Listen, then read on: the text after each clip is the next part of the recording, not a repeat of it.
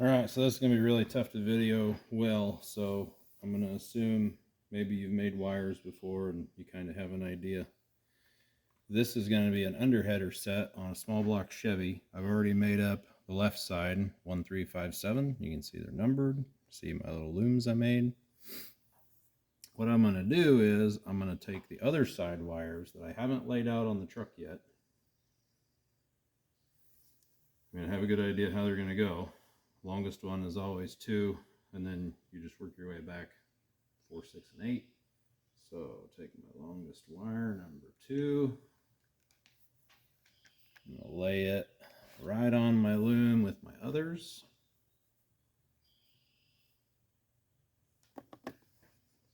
And I'm going to tie these up exactly the same, side to side. If you leave your looms just a little bit loose, this works perfect. Save yourself a lot of struggling, routing wire, trying to get it just right. I'm telling you, you do this the first time and you lay them out, and it goes on there, you'll be like, man, why didn't I do this way every time?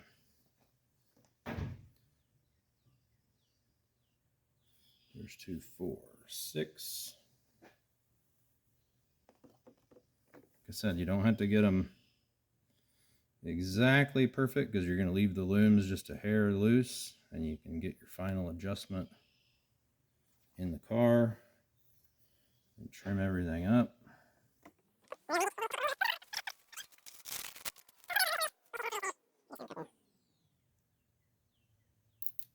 One goes around,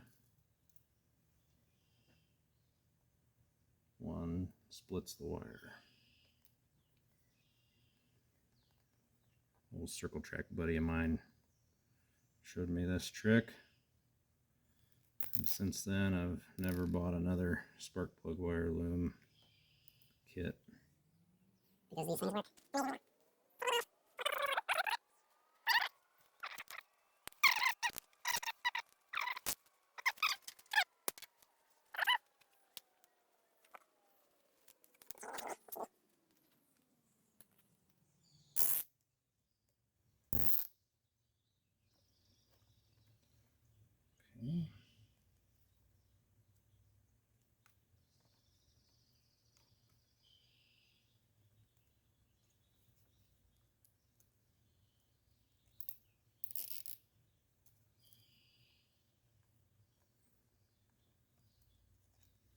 That's all there is to it.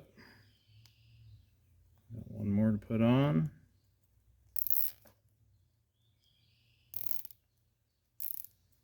And I'll get it going in the truck. And like I said, if you leave them just a little bit loose, you have room to kind of slide that wire back through there, and you can get it all perfect when you go to put it back in the truck.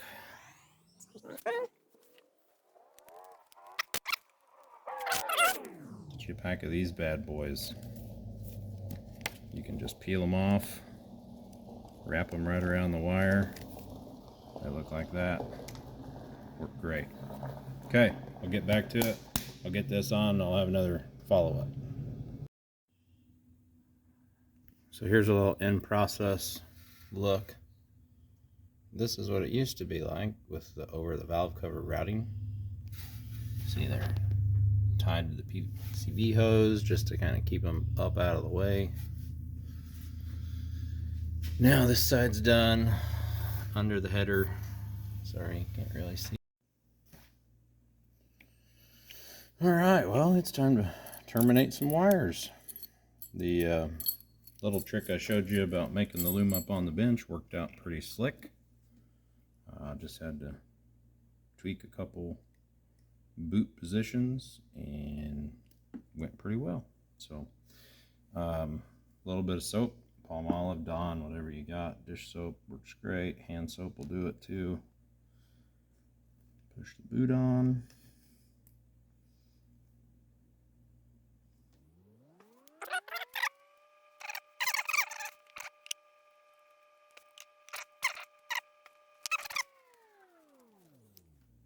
If you don't have these crimping pliers, you need them.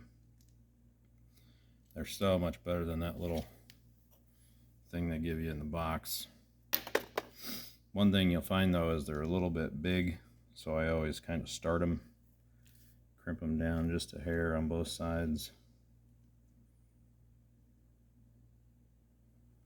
before I put my wire in. Take them from that to that. Luckily the fellers at MSD give you a couple extras, so if you screw one up, you got another chance. Let's get all these ready.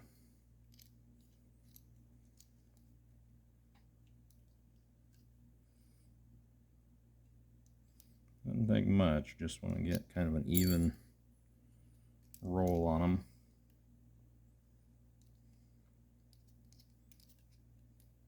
Be nice if they'd change the draft angle on their die a little bit, but all good. Okay, so take about a 1/2 inch, and then you just want to bite through the insulation. You don't want to bite the core in two, so kind of take it easy.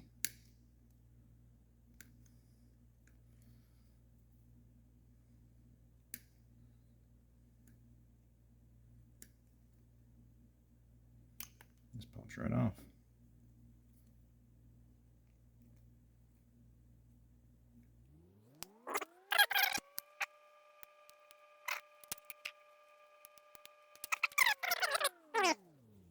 Slide your terminal on, and I always like to have just a touch hanging out the back. You don't have to have much, just a teeny bit, like that. Always make sure the teeth of your die are on the front side. Get a good look at that.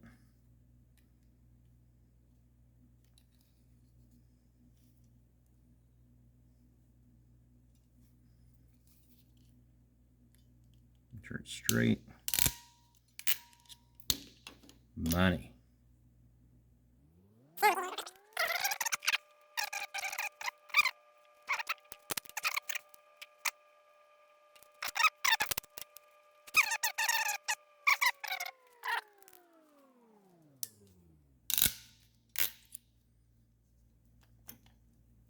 See there, you can just barely see that core hanging out in the back. Perfect. Okay.